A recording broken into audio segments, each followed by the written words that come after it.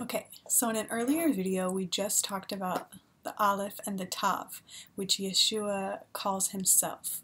I am the first and the last, the beginning and the end. The Aleph, the first letter of the Hebrew alphabet, and the Tav, the last letter of the Hebrew alphabet. And so one of the reasons why this is so significant is found actually in the very first verse of the Bible.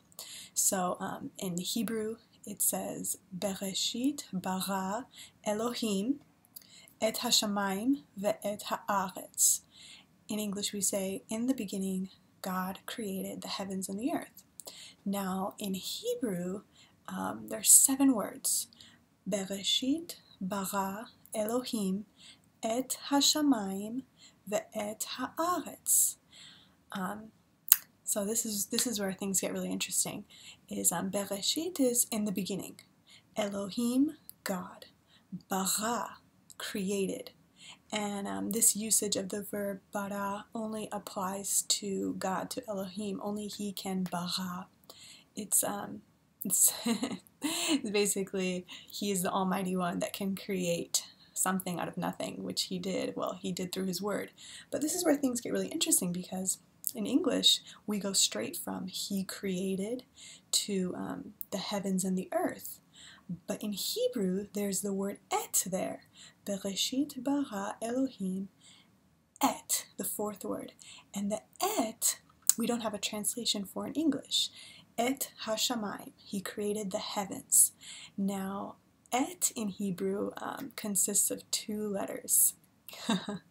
Guess what they are? Aleph and Tav. Aleph and Tav together is et. And it's, in the verse it's referring to what He created, and it appears, several more times throughout the Old Testament, not too many times, but it's amazing that we read in John chapter 1, in the beginning was the Word, and the Word was with God, and the Word was God, and all things were created through the Word. We find out in the book of Colossians that everything that the Father made, He made through Jesus. Actually, let's flip there real quick. Flip there to the book of Colossians.